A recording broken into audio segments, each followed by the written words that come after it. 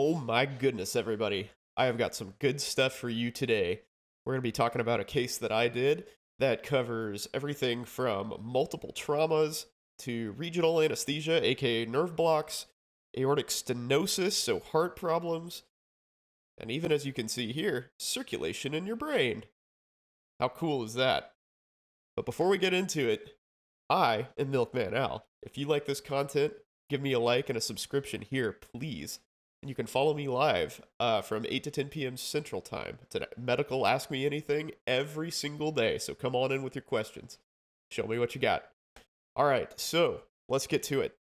So this was a 60-something morbidly obese lady who got in a car wreck, who I was taking care of today. And she broke freaking everything. She had her right hip fixed last Friday,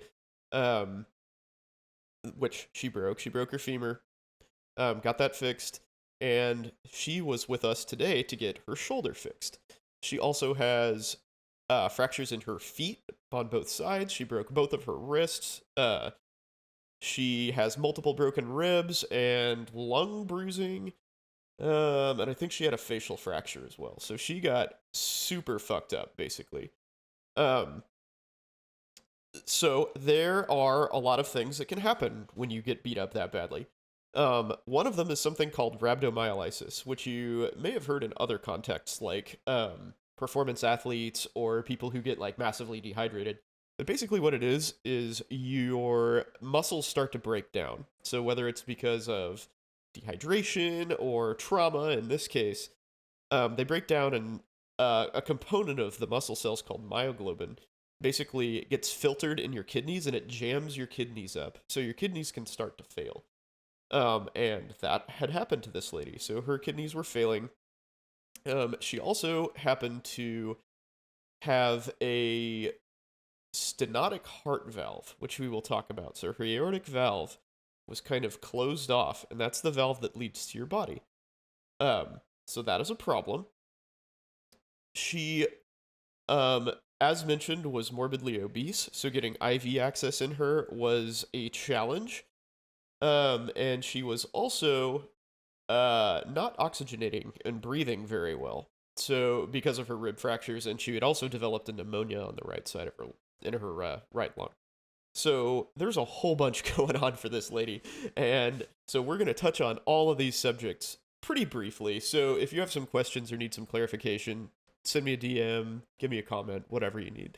I'm more than happy to go in more detail. But for the sake of keeping this video under 8 hours, we're going to just kind of skim through them. So first and foremost, I went to see this lady. My initial plan was to place something called an arterial line in her, which is basically and it's another IV kind of, but it goes in your artery, and it lets you measure somebody's blood pressure continuously. You can also draw blood out of it really easily to get labs if you need to, but mostly in this case, I was interested in her blood pressure.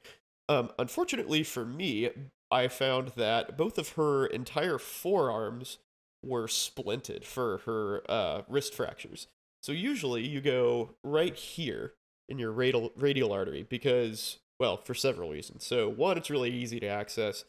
It's a big enough artery that you can, put the arterial line in without too much problem. Two, you can sacrifice it. It only supplies about 10% of your hand's blood flow. So if you screw it up and destroy the artery, it's not really that big of a deal. And third, it's, minimally painful. It's pretty superficial and easy to get to. So it's an easy thing for the patient as well. So radial artery was not an option on either side. You can pretty much put an arterial line in anywhere there's an artery. But popular other targets are femoral arterial line, which basically goes in your groin, and brachial arterial line, which is kind of like there. So if you like move your biceps back and you feel the pulse there, that's your brachial artery. So I didn't really want to do her groins because she was really obese and her belly kind of overlapped where it would be going in. So it'd be one, difficult to place, and two, a breeding ground for bacteria. And I don't really want to give somebody a blood infection, and that sort of sucks. So one of her arms was getting operated on. So I really only had one brachial artery to go with. So that was my plan. um, we were going to do that after she went to sleep. So the other thing that I wanted to do was something called a nerve block. And we're going to look at that real quick here. So when you have your shoulder operated on, there's a group of nerves called your brachial plexus. And what this means is these are the nerve roots that correspond with each of your cervical vertebrae, or in other words, your neck. So this is the nerve root that comes out associated with your fifth cervical vertebrae, the sixth, seventh, and you don't have an eighth cervical vertebrae, but this one is between C7 and T1, your first thoracic vertebrae, C8. It's just kind of an outlier. Anyway, those nerves all run down into your arm, long story short, and if you put a bunch of numbing medicine next to these, you deaden somebody's arm. And that includes their shoulder in this particular instance. This is called an interscalene block because this is the anterior scalene and this is the middle scalene muscle. And the SCM is your sternocleidomastoid, which is this muscle. So if you ever want to freak somebody out and flex a weird muscle, do your SCM. Anyway, so this is an awesome block to do. Makes her shoulder numb. Life is good. I didn't really want to give her a whole lot of narcotics because she wasn't breathing well, like I said, and narcotics depress your respiratory drive. But the problem here is that C5 is part of your phrenic nerve, which is the nerve that goes down to your diaphragm and helps you breathe. So if you do this block, basically every single time you're going to take out somebody's phrenic nerve. And for her, that was not a good idea since she had a pneumonia on the side they were operating on. And her other side had lots of broken ribs. And if you've ever had a broken rib, you know that it's really difficult to take a deep breath. So she was not going to do well with this, basically. So I was between a rock and a hard place. I was like, well, I guess we have to give her narcotics, because this is out. We couldn't do this. So anyway, we took her back to the operating room. My genius plan of placing an arterial line unfolded. And as it turned out, I couldn't get it. I couldn't place her arterial line. I tried for like 25 minutes, and I just could not get it. I used ultrasound. I asked for help. We just couldn't place the line. So here's the reason that that's the problem. You can see here that your heart has four main valves. So there's tricuspid valve, pulmonic valve, mitral valve, aortic valve. So the aortic valve is the one that essentially leads to the rest of your body. So your left ventricle, which is here, I know that sounds weird because it's the right side of the image, but just bear with me. So the left ventricle squeezes, and all of your blood shoots out the aortic valve. So if this is blocked off, it's kind of like you're putting a thumb over a hose, right? So you're obstructing your heart from emptying. And everything in your body gets blood flow when your heart beats, right? When your heart squeezes. So if you block that off, you're limiting the blood flow to your body. However, that is not the only thing that you're limiting blood flow to. More importantly, you are limiting blood flow to your heart. So what happens is your systolic pressure, which is your blood pressure when your heart squeezes, increases a lot because it's got to get past that blocked off valve. So when that happens, the blood is just like, again, like a thumb over a hose. It's shooting out here real fast. Now, your heart is the only thing in your body that is perfused or gets blood flow during diastole, which is your heart relaxing. So like, if you look at your hand and you see the blood vessels on it, and you squeeze it real tight, they get smashed, right? They get squished down. Your heart is no different. So the coronary circulation, which is what supplies your heart with blood, gets crushed essentially every time your heart beats. So it can't get blood flow. That's why it fills during diastole. But if all of the blood is forced out here so fast to get past the valve, you're not going to get good coronary circulation. What your body does is basically constricts all of the blood vessels in your body to make sure that the back pressure on your heart during diastole is enough to get that blood flow in. So, when you have a stenotic aortic valve, people tend to have higher blood pressures, even though that's sort of counterintuitive, right? Because it's their blood flow is obstructed. But that's why, is your body is compensating to give your heart the blood flow that it needs to keep pumping. Obviously, that seems like a problem, right? But why do I care? Why is that a big deal? So the big issue is that a lot of anesthesia drugs lower your blood pressure. So they make your blood vessels dilate, and they take away that diastolic pressure that your heart is relying on for perfusion, for blood flow. When you have a stenotic valve, a stenotic aortic valve, that's a huge problem because your heart can't compensate for that. So you wind up in this vicious cycle where your heart gets less and less blood flow and pumps less and less, and as a result gets less and less blood flow, and you can potentially kill someone because of that. Fortunately, this lady's valve wasn't so blocked off that I was worried about that happening. But people with really severe disease can definitely have that happen pretty easily, and you have to take them out of it real fast.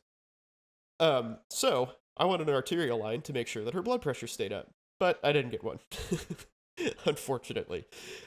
So basically what we did was just run some medication to make sure her blood pressure stayed up really high. Another reason that I wanted her blood pressure to be monitored was that she's going to be in what we call beach chair position to have her shoulder operated on. So beach chair position is exactly what it sounds like. Basically, you're just sitting up in, like a recliner or something. You look like a Weekend at Bernie's model. The problem with that is that blood pressure works with gravity a little bit. And we all sort of know that from just day-to-day life, right? So if you stand on your head for too long, blood pools in your head, right? And you've heard of people like getting on flights and not moving for a long time. It's because blood pools in your legs because you're sitting there and not doing anything for a while. So what that means in real terms is that your blood pressure in your head is a little bit lower than it is in your heart. And generally, it's about 7 points lower per 10 centimeters.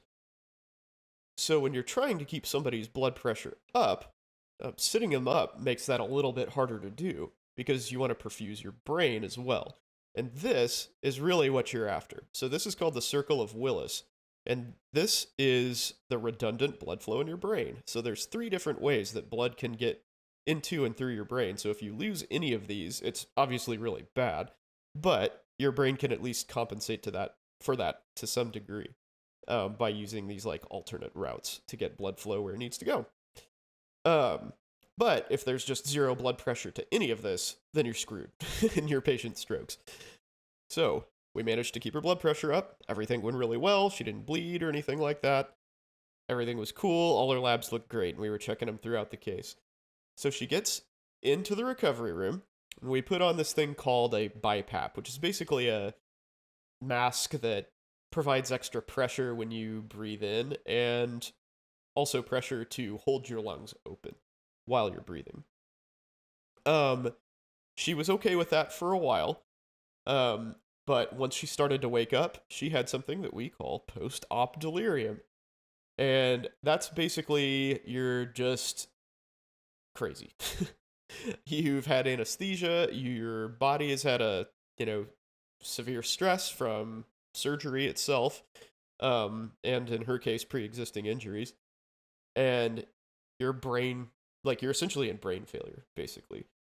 And she was, like, ripping off her BiPAP and, trying to bite nurses and hitting people and stuff.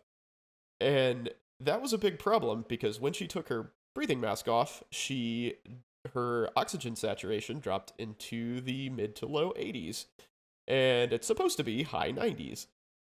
You start to generally get pretty symptomatic when your oxygen levels are that low. You start hyperventilating, you start feeling weird, assuming your body's not used to it, which hers was not. And you need to fix it quickly. So, I was sort of stuck between a rock and a hard place. You generally, for people who are combative, you want to sedate them. So they don't hurt themselves, they don't hurt others. For people who are breathing poorly, you want to augment their breathing. But if those things are not compatible, you've got an issue, which I did.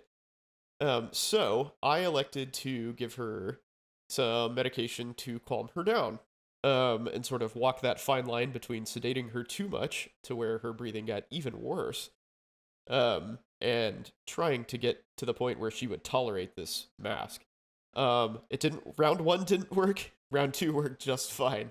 So ultimately, she kept her mask, and we got her shipped off to the ICU, and all was well as far as I know.